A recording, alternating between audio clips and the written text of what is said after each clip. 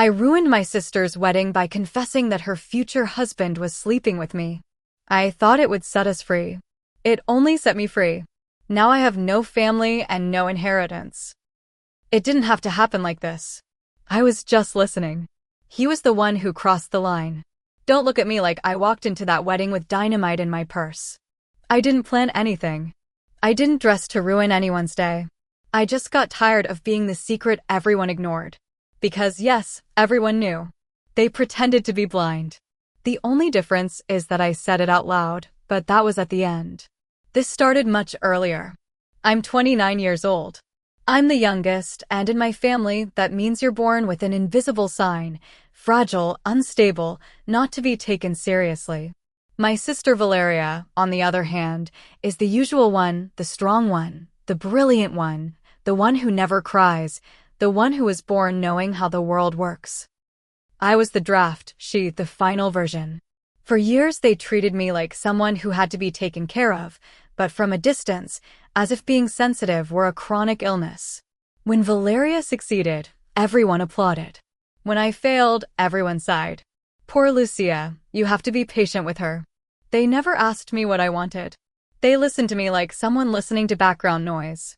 Then came Tomas, the perfect fiancé. Correct. Polite, an architect, the type who plans his life in Excel. When I met him, I thought, he's just like Valeria. And I was wrong. At first we talked about wedding things, the usual, colors, menu, music. Then we moved on to personal things, whether I had studied something similar, whether I liked to read, whether I had trouble sleeping. And one day he sent me a message that I can't get out of my head. With you I feel like I can breathe. I made that up. I didn't look for it. I swear I didn't look for it, but I didn't cut it off either because after years of being the leftover, someone saw me, and not just anyone, the one everyone admired, talk to me in the early morning, sometimes just to tell me he couldn't sleep. Other times to tell me that Valeria treated him like another piece of furniture on her to-do list, that everything revolved around the wedding, success, looking good, with you it's different. I don't have to prove anything. What was I supposed to do with that? Ignore it, report it, send it back with a bow to its golden cage, I answered him. We got closer. Not in a single day, it was little by little. Chats in the car after family meetings, messages from the bathroom, silent complicity in rehearsals, and nobody saw it, or they didn't want to see it. Once at a dinner, Valeria went to the bathroom and my mom told me while she was cutting meat, "You understand Tomas better." It's obvious without looking up, as if she were telling me there was no salt. That sentence enabled me, legitimized me. A few nights later, after a big argument with Valeria, Tomas wrote to me that he couldn't take it anymore, that he felt empty. He asked if he could come to my house to talk. I said yes. Of course. And when he arrived, I looked into his eyes and saw someone broken, tired, lost. I sat with him, I made him a tea. We didn't talk much, we just breathed the same air as if that were enough. He said, "I feel like I'm living someone else's life." And I replied, "Maybe we're looking at the wrong person." It wasn't a declaration, it was a permission. And that night, although nothing physical happened yet, something did change. I knew it. We knew it. He left before dawn, and I stayed awake looking at the ceiling. Not with guilt, not with fear, with something more dangerous, expectation. A few days later, I went to talk to my mom. I didn't tell her everything, I just said I felt confused. She didn't get scandalous. She didn't ask me why. She took my hand and said, "Lucia, you're not bad, you're just looking for love, and your sister is strong.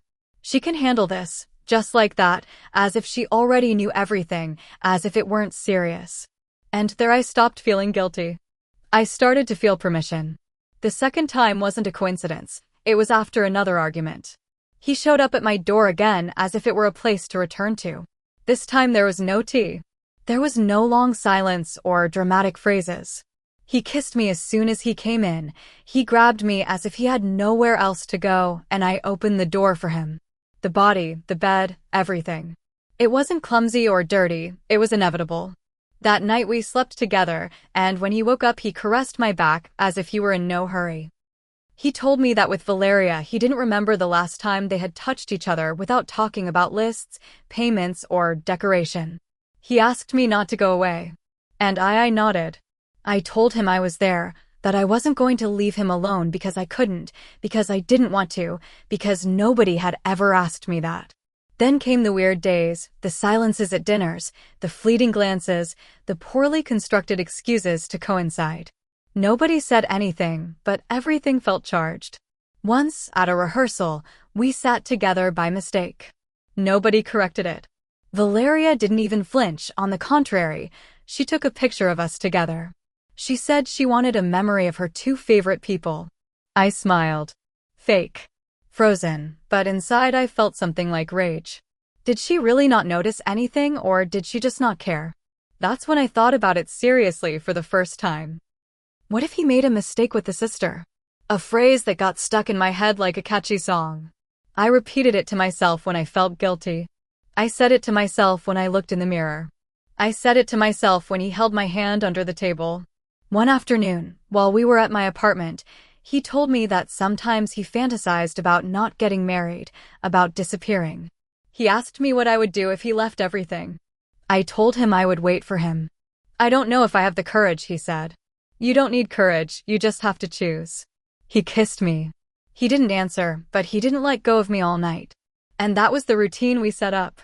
Days shared in secret, deleted messages, coded phrases, minimal gestures at family gatherings. And every time I felt like a monster, I thought back to what my mom told me. Your sister is strong. As if that made her immune, as if what was happening couldn't touch her. I convinced myself that what we were doing wasn't a betrayal, it was a shared mistake, a misplaced story, a love that came late, but that wasn't any less real for it. And if the love was real, how could it be so bad? Sometimes I imagine the aftermath, a life with him, an apartment together, stability, comfort, peace, not out of ambition, out of justice. After so much chaos, I deserve something like that. And if that meant enduring a few more days in the shadows, fine, I would do it. After all, the ending was already being written. I felt like everything was already written. I was just following a line that someone else had drawn before. It wasn't me pushing things, just the one who didn't get out of the way. That's why, when I decided to go see Valeria, I didn't experience it as an act of bravery, but as a pending procedure, something that had to be done to be able to move forward without noise in my head. I convinced myself that I was going to tell her everything, not in detail, but enough to free myself. I went to her apartment on a Tuesday afternoon. There were still a few days left before the wedding. There were boxes everywhere, envelopes with names, papers stuck on the fridge. Everything smelled of forced order. I had the phrases rehearsed. I repeated them in the elevator as if they were a spell. It wasn't planned. I didn't want to hurt you. I need you to listen to me. Nothing heroic, but honest. Oh, I thought. When she opened the door, she didn't let me speak. She hugged me tight. One of those hugs that don't give you room to react.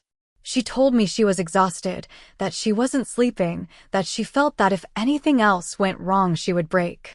She took me to the couch and started talking nonstop. She talked about the pressure. About how much she had worked to get there, about the things she had left aside for that relationship, about how she felt that everyone expected her to be perfect, even at her own wedding. At one point she looked at me and said, "Thank goodness I have you. I don't know what I would do without you." My throat closed up. It wasn't a cold calculation, it was instinct. How was I going to tell her something like that at that moment? How was I going to be the one to drop a bomb on her when she was already at the limit? So I didn't say anything. I nodded. I told her it was normal to feel that way, that everything was going to be fine. I tucked a strand of her hair behind her ear. I held her hand while she talked about the guests, the fears, the plans. I didn't lie, I just didn't say the part that wasn't convenient to say. When I left, I went down the stairs with a tight chest, but also with a strange feeling of relief, as if I had made the right decision, as if I had avoided a greater tragedy. On the way home, I repeated to myself that telling her the truth before the wedding would have been cruel, unnecessary, that it wasn't the time, that the right time would come on its own when things settled down. That night Tomas wrote to me, "Did you see her?" I told him yes. Does she suspect anything? I told him no. It wasn't a lie. Valeria didn't suspect or didn't want to suspect. For me, that was almost the same thing. He replied with an audio. He said he was tired, that he felt that everything had gotten out of hand, that he didn't know how to get out without hurting someone, that with me everything was simpler. I told him to hold on a little longer, that there was little time left, that after the wedding he would be able to think with a clear head. And there's another thing that nobody wants to hear. I was also thinking about him later, not just about him, about everything that came with him. The new apartment, the stability, the order, the feeling of not always starting from scratch. My mom talked a lot about that, about how good it would be for us as a family to have someone like that around, about the opportunities not to waste what life puts in front of you. Once, without beating around the bush, she told me, "You need this more than Valeria." She always lands on her feet. She didn't say it as an accusation. She said it as a fact, as if it were logical for me to keep what she could lose without breaking. That also weighed on me. In the following days, things happened that now, seen from the outside, are obvious, but at that moment they seemed like unimportant details. Valeria asked me to go with her to see the final dress. Tomas didn't go. He said he had a meeting. He wrote to me while I was sitting next to her, watching her get emotional in front of the mirror. "I miss you," the message said. I looked up and saw her crying with happiness. And still I didn't feel guilty. I felt like I was holding two worlds at the same time, and that in some way that made me strong, stronger than her. At a family dinner, someone commented that Tomas was strange, quieter. My mom glanced at me as if expecting me to say something. I didn't say anything. Nobody insisted. Everything kept moving forward. The wedding, the plans, the smiles. And I still didn't say anything. Not because I couldn't, but because deep down I had already chosen. And if that meant keeping quiet a little longer, holding on a little longer, then it was a reasonable price. After all, I kept repeating to myself, I wasn't lying to anyone, I was just waiting for the right moment to say it. That was the idea, that if I was going to fall, at least it would be by my own voice, not by rumors, not by an accidental slip, that if they were going to point fingers at me, they would do it after listening to me. Not before. The night before the wedding, I didn't sleep. I reread messages, remembered phrases, imagined scenarios. In all of them, someone understood me. My mom, Valeria, Tomas, someone, not everyone. One was enough for me. I dressed in the clothes I had chosen weeks before, when I still didn't know I was going to say anything, or when I did know, but I didn't want to admit it. Before leaving, my mom looked at me fixedly. She adjusted the collar of my dress and said, "Say what you have to say. You know why you're doing it."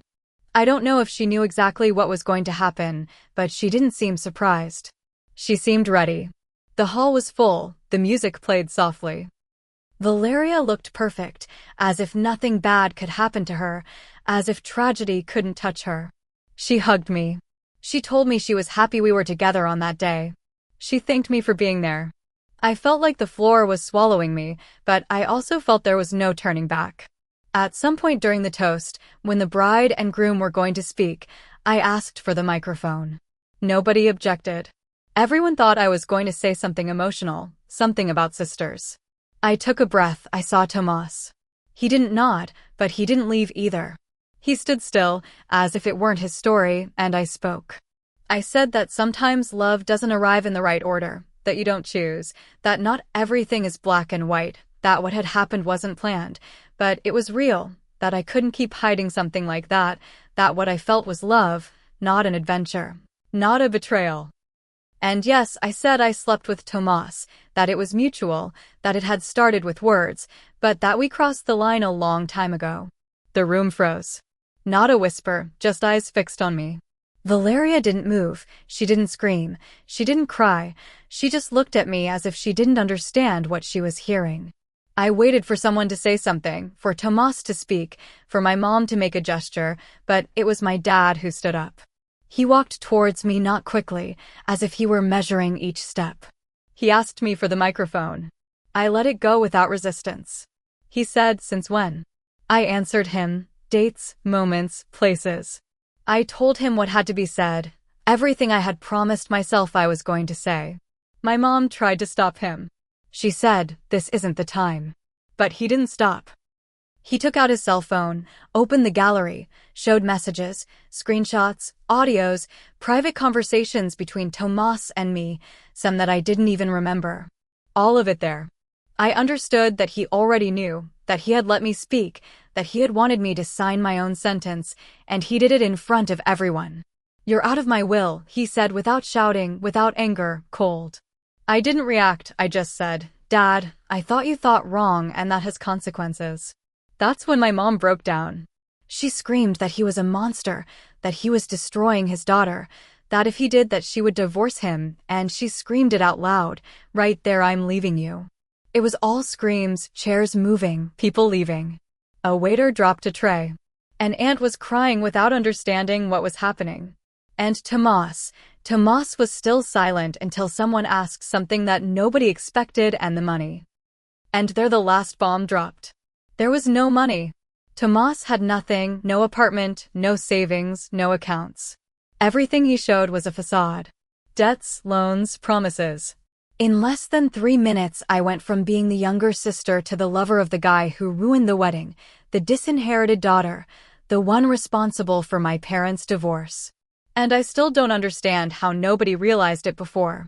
And then I discovered that he had lied to me too. He lied to me, to Valeria, to everyone. Everything I thought was stability was debt. Everything he promised with his gaze was smoke. And the worst, he didn't even have the decency to stay and explain himself. After the scandal, he disappeared, turned off his phone, closed his social media, vanished as if he had never existed. The last time I heard from him was from a screenshot a friend sent me, an old story where he appeared in a bar with another girl.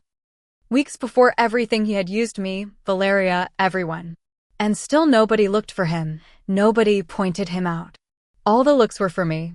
Valeria locked herself up, blocked everyone, didn't come back home, sent a friend to get her things. My mom was in and out of the room crying. My dad didn't say a word to me once since that night. A week later, my mom told me, "I thought this was worth it, that you were going to stay with him, that it was going to make sense." There I knew that not even for her was I a person. I was a plan, a bet. The wedding was left as a dirty memory. The flowers were thrown away. The hall asked for payment anyway. The suppliers threatened to sue. All of that loaded on my dad's last name, who now said that I had ruined him socially. And maybe I did, but not alone. Tomas was the scammer. I was, what? The emotional accomplice, the useful idiot. Mom tried to console me. She told me he was a manipulator, that everyone falls for men like that at some point, that Valeria would forgive me someday, but a week later she wasn't saying that anymore. She wasn't talking to me as much. She wasn't touching my shoulder when she passed. People started to erase me. The cousins, the family friends, the WhatsApp group for my nephew's birthday. An aunt sent me a message. "I hope you reconsider and seek God." I just read it and deleted it. Sometimes I woke up believing it had all been a nightmare, that I could write to Tomas, and that he would tell me, "It's okay, we'll solve it together." But no, he wasn't there, he never was. And still, I still didn't understand how everything went so far. Because yes, I said it out loud. But wasn't that better than continuing with a farce? Wasn't it crueler to keep quiet and watch her marry a guy who was cheating on her? I thought that way for days. Until I realized that nobody saw it as an uncomfortable truth.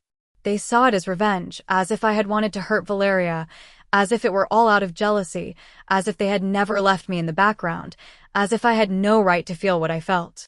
And then I convinced myself that I wasn't going to apologize, not because it didn't hurt, but because even if it hurt, it wasn't a lie.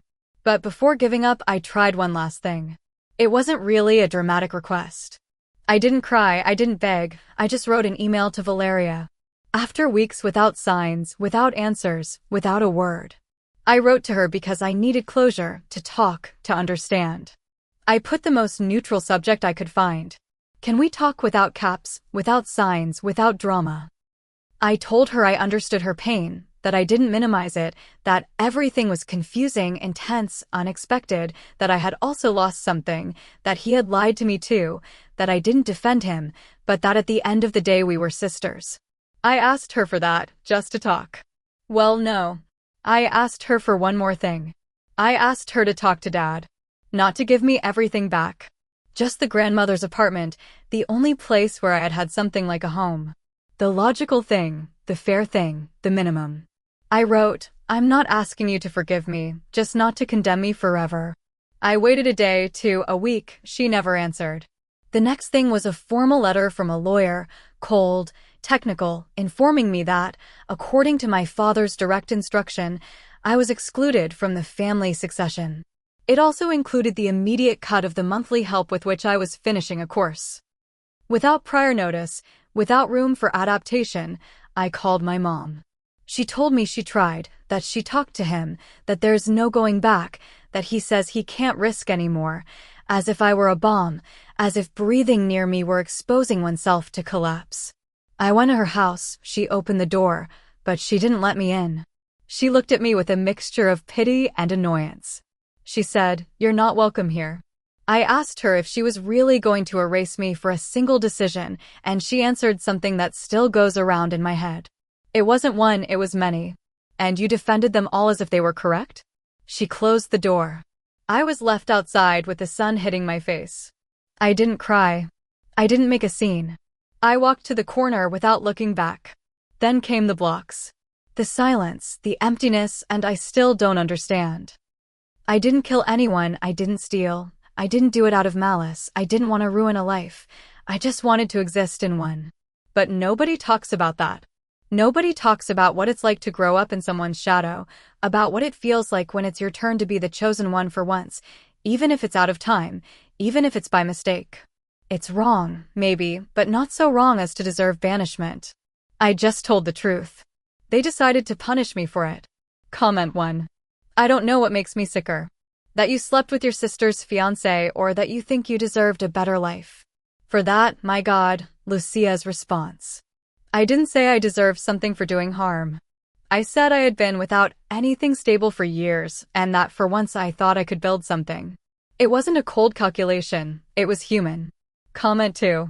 This story is a whole manual of emotional manipulation, selfishness, and self-deception. You're the villain and you don't even understand it. Lucia's response. I think it's very easy to say that from the outside. I was there holding things that nobody else wanted to hold. Not everything is as black and white as they paint it. Comment 3. You got involved with your sister's fiancé, you ruined the wedding, you caused your parents' divorce, and you still ask why they excluded you from the will. Seriously, Lucia's response. I didn't cause my parents' divorce. That was already broken before. Just because it all came out at once doesn't mean I'm the root of everything. Comment 4. It scares me that there are people like you walking among us thinking that what they did was just tell the truth. Comment 5. What part of you don't sleep with your sister's partner do you have such a hard time understanding it's not complicated? Comment 6.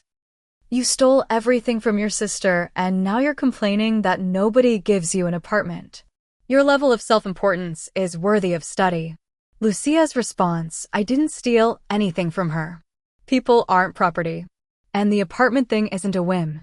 It's a place to rebuild my life after I was left with nothing. Comment if I've never seen someone justify such a big __ so much. You're not confused, you're cruel. Comment 8. Do you know how strong it is that she hasn't said a word to you? That's not coldness, it's pain. Absolute silence, the one you deserve. Lucia's response. Valeria has always reacted like that to conflicts by closing herself off. It's not something new. It hurts me, but it doesn't surprise me. Comment 9.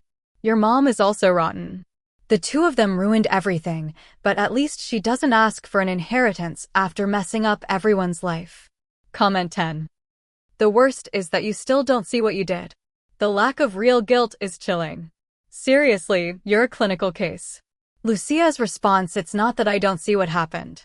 It's that carrying all the blame myself isn't fair either. I also suffered consequences.